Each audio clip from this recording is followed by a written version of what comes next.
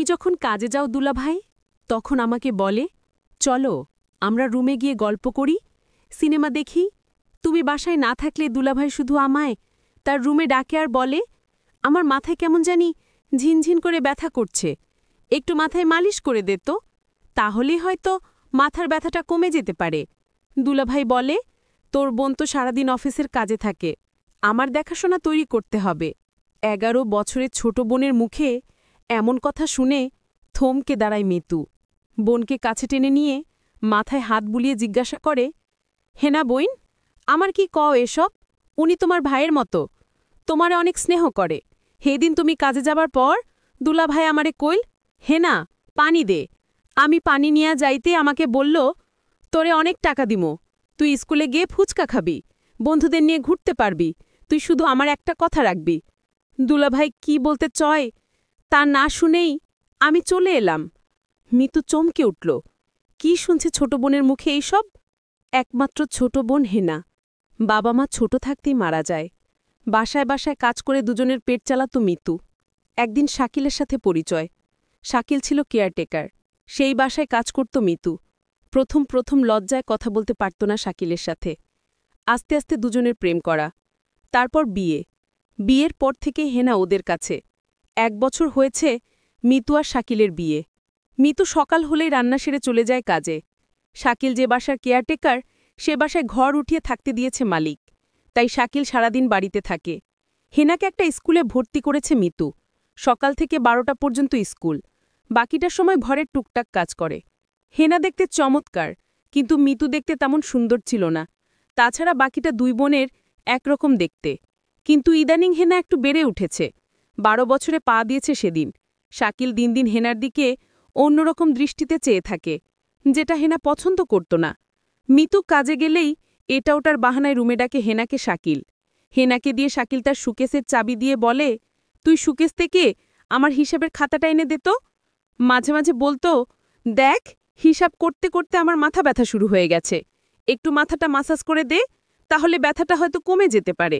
দুলাভাই বলে, তোর বোন তো সারাদিন অফিসের কাজে থাকে, আমার দেখাশোনা তোরই করতে হবে। হেনা তার দুলাভাইয়ের বাহানা বুঝতে পারে, তাই তো কিছু না বলে দৌড়াতে দৌড়াতে বাইরে চলে আসে। অপেক্ষা করে বুবুর জন্য। কাজ থেকে সবেমাত্র এসেছি মিতু। মিতু আসতে হেনা তার বুবুর কাছে এসে কান্না করে বলল, আমি তোমার সাথেও কাজে যাব, আমি বাড়িতে একা একা থাকব না। ছোট বোনের এসব কথা শুনে মনটা এক অজানায় ছটফট করছে। কি করবে এখন মিতু? হেনার যে মিতু ছাড়া কেউ নেই। এমন সময় শাকিল ঘরে এলো। এসে মিতুকে দেখে বলল, মিতু তুমি আইসো? হেনার গায়ে জ্বর দেখলাম, তুমি দেখো তো মাইয়া কি হইল, জ্বর হইলে ওরে ডাক্তারের কাছে নিতে হইব। মিতু শাকিলের এমন কথা শুনে একটু অবাক হল। কই, শাকিলের কথা তো কোনো খারাপ কিছু নাই, তাইলে কি হেনা ছোট মানুষ হইয়া ভুল কিছু কইল? শাকিল তো হেনার ভালোই চায়।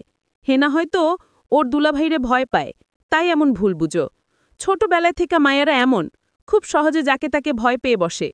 তাই তো মিতু ব্যাপারটা সহজভাবে নিয়ে হেনার গায়ে হাত দিয়ে দেখে সত্যি জ্বর। আরও শিওর হয়ে গেল হেনা, শাকিলকে ভুল বুঝছে হেনা। মিতু হেনাকে বলল, হেনা তোর গায়ে তো সত্যি জ্বর, চল তোরে ওষুধ আইনা দেই। এই বলেই মিতু হেনাকে নিয়ে ডক্টর দেখাতে চলে গেল। শাকিল মিটমিট করে হেসে দিয়ে বলল, হেনা তুই যতই আমার নামে নাশিল করস, তোরে আমি একদিন সত্যি। যেতে যেতে মিতু হেনাকে বলল, হেনা তুই মানুষটার নামে এমন মিথ্যা কথা কইতে পারলি, তোর কত খেয়াল রাখে দেখছস। হেনা বলল, বুবু তুমি আমার কথা বিশ্বাস করো, দুলাভাই আমারে খালি তার রুমে ডাকে আর কি জানি বলতে চায়, কিন্তু বলতেও পারে না। আরে তোর দুলাভাই তো ভালোই চায়, আর এই জন্য তোকে চোখে চোখে রাখে। বোকা মেয়ে, কিছুই বুঝিস না। মিতু ছোট্ট হেনাকে বুঝিয়ে বলল, শাকিল একেবারে সাদাসিদে, ভুলটা হেনার। আমি মিতুকে বললাম, বুবু যেদিন কিছু একটা হবে সেদিন আমার কথা বিশ্বাস করবে, তার আগে নয়। বুবু আমার জারি দিয়ে বলল, বাদ দে সব কথা, এখন ডাক্তার দেখাবো। ডাক্তার বলল, হেনার শরীরে জ্বর, আর তাই তাকে ভালো ওষুধ খাওয়াতে হবে। হেনার জন্য ওষুধ নিয়ে বাসায় চলে আসলাম। হেনার সমস্ত ওষুধের খরচ শাকিল দিল। আমি হেনাকে বললাম, হেনা দেখছস আমাদের কত কেয়ার করে তোর দুলাভাই, ওষুধের সমস্ত খরচ শাকিল দিয়ে দিল। বুবু আমার মনের কথাটা বুঝল না। বুবু তুমি শুধু শাকিল ভাইয়ের উপরের দিকটাই দেখলে, ভিতরের রূপটা দেখলে না। রাতে খাওয়া দাওয়া শেষ করে হেনা শুয়ে পড়ল। আমি হেনাকে বললাম, কিরে হেনা, তুই ওষুধ খেলি না? ওষুধ না খেলে তোর জ্বর ভালো হবে না, তুই দিন দিন অসুস্থ হয়ে যাবি। বুবু, আমার গায়ে জ্বর নেই, আমি ওষুধ খাবো না, আমি সুস্থ আছি। কি বলছিস পাগলি মেয়ে? ডাক্তার বলল জ্বর আছে, সে বুঝে জ্বর নেই। বুবুর জোড়াজুড়িতে আমি জ্বরের ওষুধটা খেয়ে নিলাম। আমার কিছুই করার ছিল না। আমি জানতাম আমি যদি বুবুর কথা না শুনেই, বুবু অনেক কষ্ট পাবে, কারণ এই পৃথিবীতে বুবুর আমি ছাড়া আর কেউ নাই, আর তাই আমি বুবুকে কষ্ট দিতে চাই না। কিন্তু বুবু আমার একটা কথা কোনোভাবে বিশ্বাস করছে না। কিন্তু বুবু বিশ্বাস করবে সেই দিন, যেদিন আমার একটা কিছু হবে, তার আগে না। কিছুদিন পর বুবুর অফিস বন্ধ দিয়েছিল 1 সপ্তাহ। সারাদিন বুবু বাড়িতে থাকত। আমি স্কুলে যেতাম আর 12টা বাজে চলে আসতাম। কিন্তু বুবু এই 1 সপ্তাহ বাড়িতে থাকাতে শাকিল কেমন জানি হয়ে গেছে। দুলাভাইয়ের মেজাজ দেখি কিটকিটে হয়ে গেছে। আমার মনে হয় বুবু বাড়িতে থাকায় এটা কিছুতেই সহ্য করতে পারছে না। পরদিন আমি স্কুল থেকে ফিরলাম, রৌদ্র দিয়ে আসলাম, শরীর গরমে মনে হয় পুড়ে যাচ্ছে। দুলাভাই তখন আমার কপালে হাত দিয়ে বলল, সর্বনাশ, মেয়েটা তো আজ জ্বরে পুড়ে যাচ্ছে, তাড়াতাড়ি চলো, ডাক্তারের কাছে নিয়ে যাই। বুবু তখন বলল, তুমি হেনাকে নিয়ে ডাক্তার দেখিয়ে আসো, আমি বাড়ি রান্না ভাড়ার কাজটা সেরে নেই।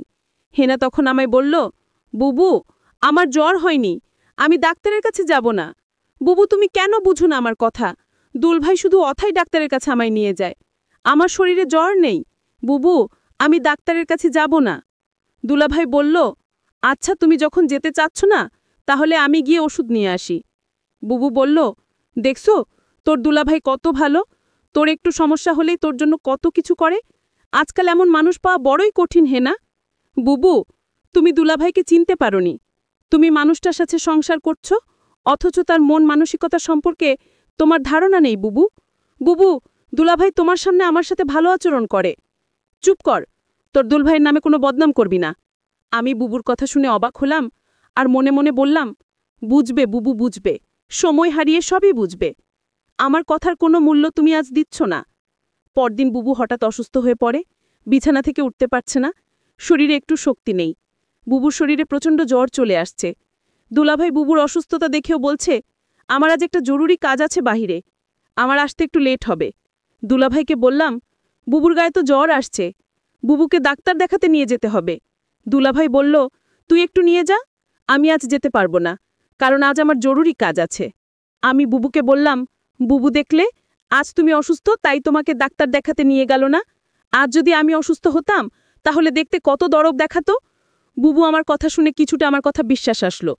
বুবু তখন মনে মনে বলল, ঠিক আছে, শাকিলের মতলব সম্পর্কে আমার জানতে হবে। শাকিল আসলে সে উপরে উপরে ভালো, নাকি সত্যি শাকিল একজন ভালো মানুষ। রাতে শাকিল ঘুমাচ্ছিল, হঠাৎ মধ্যরাতে দেখি শাকিলের রুমে নাই। আমি রুমের চারদিক ভালো করে খুঁজতে লাগলাম, কোথাও শাকিলকে দেখতে পাইলাম না। তারপর দরজা খুলে রুম থেকে বের হয়ে দেখলাম হেনার দরজার কাছে গিয়ে হেনাকে ডাকছে। আমি বললাম, শাকিল, তুমি হেনাকে ডাকছো কেন? শাকিল আমাকে দেখে চমকে গেল। শাকিল বলল, আর বলো না, হেনার ঘরে আমার ল্যাপটপটা রাখা ছিল, তাই হেনাকে ডাকছি, কারণ ল্যাপটপে অনেক হিসাব পড়ে রয়েছে, তা আজ রাতে শেষ করে অফিসে জমা দিতে হবে।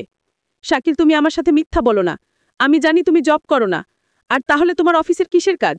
মিতু, তুমি আমার মুখের ওপর তর্ক করো না, আমি যা বলছি তাই সত্যি। আমি নতুন একটা অফিসে জব নিয়েছি। আমি তার সাথে আর কথা বাড়ালাম না। শাকিলের প্রতি আমার সন্দেহের মাত্রাটা বেড়ে চলল। এখন শাকিলকে আমার তেমন বিশ্বাস হয় না, কখন কি করে বসবে তার কোনো ঠিক নাই। আমি শাকিলকে বললাম, যেহেতু তুমি একটা চাকরি পেয়েছ, তাহলে আমার আর কাদের দরকার কি? আমি না হয় বাসায় থাকলাম, তুমি চাকরি করো। শাকিল তখন আমায় ধমকির সুরে বলল, তোমার যে বোন রয়েছে তার লেখাপড়ার খরচ কি আমি দিব? তুমি তোমার কাজ করো, আমি আমার কাজ করি। শাকিলের কথা শুনে বুঝতে পারলাম তার আসল চেহারাটা বের হয়ে আসছে ধীরে ধীরে। আমি বললাম, ঠিক আছে শাকিল, তোমার কোনো চাকরি করতে হবে না, আমি তো আছি। দেখলাম শাকিল অনেক খুশি হয়ে গেল। পরদিন আমি কাজে চলে গেলাম। বাড়িতে হেনা আর শাকিল। আমার এই দিন কাজে কিছুতেই মন বসছিল না, কারণ আমার খুব চিন্তা হচ্ছিল আমার বোনটাকে নিয়ে। আমি যেখানে কাজ করতাম সেই মালিককে বললাম, আজ আমায় একটু আগে ছুটি দিয়ে দেন, আমার বাসায় একটু সমস্যা। মালিক বলল, ঠিক আছে, আজ তোমাকে একটু আগে ছুটি দিয়ে দিব। কোনো রকম অফিসের সময়টা গেল। আমার ডিউটি হচ্ছে সকাল 8টা থেকে রাত 8টা, কিন্তু আজ আমি বিকাল 4টা ছুটি নিয়ে বাসায় চলে আসলাম। বাসায় এসে দেখি বাড়িতে কেউ নাই, একদম নিবিড়। আমি হেনাকে ডাকছি, হেনা কোথায় তুই? আবার শাকিলকে ডাকছি, শাকিল কোথায় তুমি? আমি কারো সারা শব্দ পেলাম না। সমস্ত বাড়ি খুঁজছিলাম, কাউকে দেখতে পাচ্ছিলাম না। শুধু একটা জায়গা বাতি ছিল, আর সেই জায়গাটা হলো বাথরুম। আমি বাথরুমের দিকে গেলাম, গিয়ে যা দেখলাম তা দেখে আমার মনে হচ্ছিল আমার দম আটকে গেল। আমি দেখলাম হেনা একপাশে পড়ে আছে। আমি দৌড়ে কাছে গিয়ে হেনাকে ডাকলাম, হেনা বোন আমার, তোর কি হয়েছে? হেনার কোনো সারা শব্দ নাই। চিৎকার করে হেনাকে ডাকছি, এই হেনা, ওঠ, তোর কি হয়েছে বোন? আমি কথা দিচ্ছি, আমি আর কোনোদিন তোরে বাসায় একা রেখে